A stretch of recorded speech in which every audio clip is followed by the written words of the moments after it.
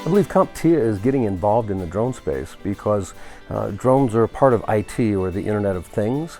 And as we move forward in the unmanned industry, or what many people call drones, of course, Internet of Things and the IT departments for various corporations and organizations are going to rely heavily on unmanned aircraft. So having CompTIA be a part of that conversation early on will certainly help their already established base of IT professionals. The data that they bring down from the drone or from the aircraft is eventually going to go into an IT platform of some sort or another, whether it's data analysis or orthographic mapping or 3D modeling. So CompTIA is going to help that process along so that drone pilots or UA pilots don't have to look around so hard to find what is the standard. I think CompTIA can bring that underscored standard to those new operators. By CompTIA coming into the drone space, it provides a couple of different opportunities. One is it provides an opportunity for drone operators to potentially have a real heavyweight in the industry. It also will provide another resource to be able to create standards, to be able to provide certifications and training and testing. There's plenty of opportunity, there's plenty of work, there's plenty of things to be done.